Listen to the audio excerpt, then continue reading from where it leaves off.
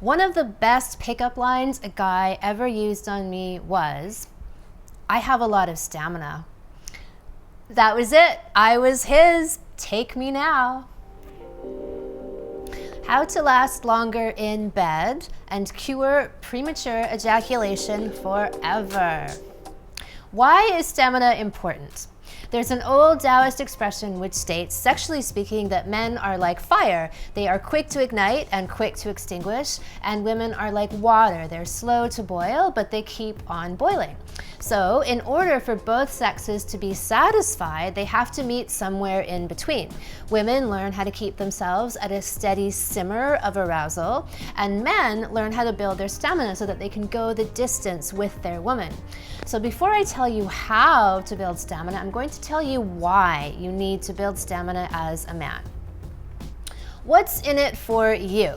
Well, you will have much more pleasurable and powerful orgasms if and when you choose to ejaculate.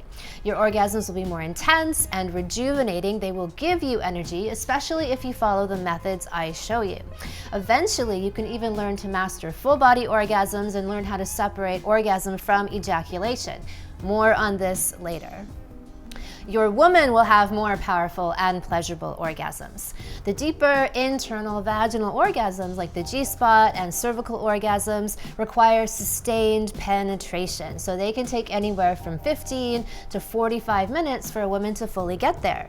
And 75% of men ejaculate within 2 minutes. So 2 minutes isn't going to get her anywhere near these powerful orgasms. And she's very quickly going to start to resent you for bailing out on her in the middle of an important act, like your lovemaking. And even if she can't articulate why, this is what leads to women having what I call fukme, or the underfucked woman syndrome. Females utterly freaking out about absolutely nothing due to lack of phallic shapes near, in, or around their vaginas, leading to cataclysmic psychopathic moments of intense and troubling explosions of repressed sexual tension. Otherwise known as fukme.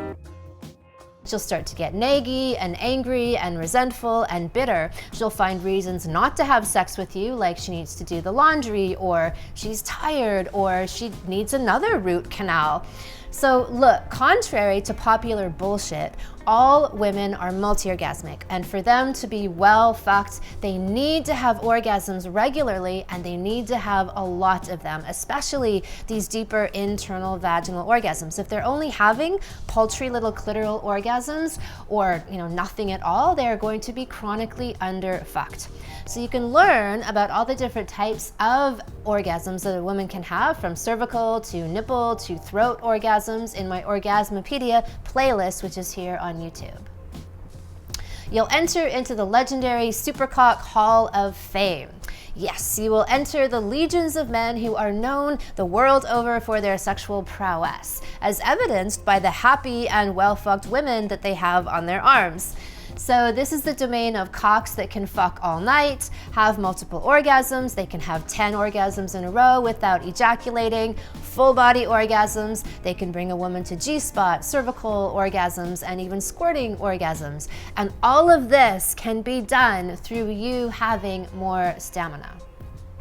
Your well-fucked woman is your secret weapon. Remember the old adage, behind every good man is a woman? Actually, the way that I like to frame it is that behind every good woman is a man on his knees, ferociously thrusting and giving her everything that he's got. So when a woman is well fucked, she uplifts every single part of your life. She's supportive of you, she's happy, she's easygoing, she just flows. And on the contrary, if she's not being well fucked, she's going to make you feel her pain. In many ways, she'll be chronically bitchy and she'll nag at you. When men complain about their women who nag at them, basically what they're telling me is that they're not fucking them well enough.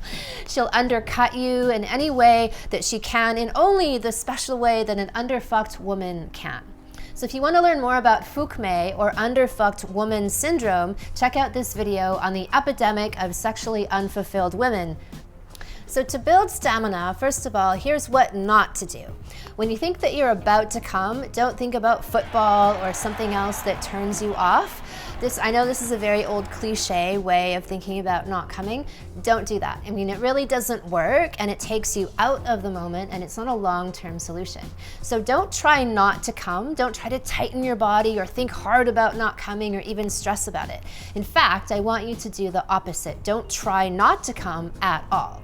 So here's what to do instead. There are 4 steps to build stamina and be able to enter the legendary Cock Hall of Fame. The first, practice. Coming quickly is a choice that becomes a habit. You have to retrain your body and your brain, and this takes practice. You actually have to rewire your neural pathways. You can practice alone through self-pleasuring or with your partner. And if you're with your partner, let them know what you're doing and ask for their support. I suggest practicing at least 3 to 4 times a week, whether you're solo or with your partner. Pause. Pay attention to when you get to your orgasmic edge. So build towards orgasm just like you normally do. And when you get to about a 7 out of 10, so 0 is non-arousal, 10 is full-blown orgasm, then you pause.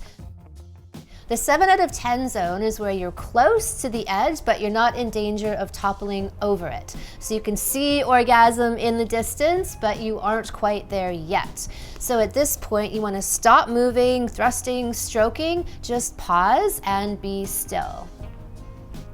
Breathe. The absolute most important, valuable tool that I can give you to control your orgasm and build stamina is to breathe.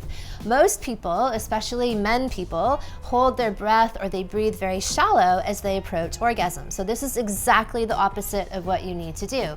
You want to be breathing steadily, deeply, as much as possible, even in the initial stages of your arousal.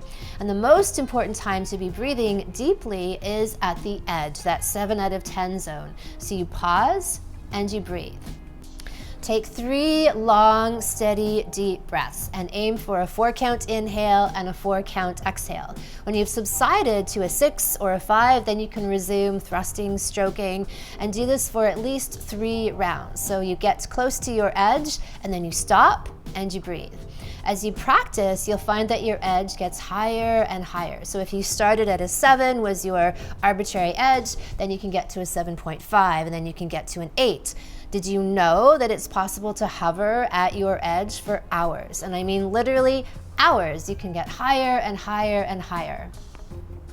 Then you can let yourself come if you like. You'll notice that you feel energized after having sex instead of tired and needing to have a nap after you come. This is actually normal. It's not normal to be exhausted and depleted after you have sex. And if you practice this breathing technique, then you will indeed feel revitalized after you orgasm, have sex. Relax. If you pay attention, that you probably have a tendency to tighten up your body, especially as you get close to orgasm. In fact, this kind of spastic, convulsive, epileptic, fit orgasm and body face is quite common. And then pass out.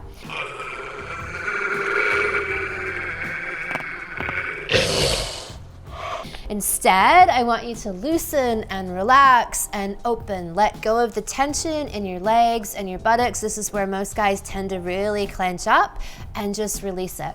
So the tightening up, when you do that, you might feel instinctively like that's leading you to your orgasm, and it probably is, but it's getting you there faster. And so if you tighten to try to prevent it, that's gonna have the opposite effect. So this orgasm phase, we wanna instead practice relaxation and serenity. And you know, it's an all too familiar face. When I do that at my retreats and I make that face and that clenching epileptic fit kind of thing, all the guys kind of go like this and the women just laugh because they are well versed in that phase. So practice, pause, breathe, and relax. If you incorporate these techniques into your sexual regimen, what you'll also notice, in addition to your partner wanting to have sex with you and her having regular multiple orgasms, is that you will also have stronger, longer, and more powerful and intense orgasms. Plus, you'll feel energized after sex. And ancient Taoist and Tantric traditions also advised against men ejaculating too much. They said that it would deplete them emotionally, mentally, and physically. So there is a way to have the best of both worlds. You can learn how to orgasm without ejaculation. And no, they aren't the same thing. You can separate them. You can have even better orgasms and not ejaculate. You can go for hours and hours. You can give your woman every possible orgasm on the planet, and any man can learn how to do this. This is something that I teach in my Sexual Mastery for Men online course, and you can check out the free video series preview below this video. If you'd like more tips on enlightened life, love, sex, and supercock powers, subscribe to my channel.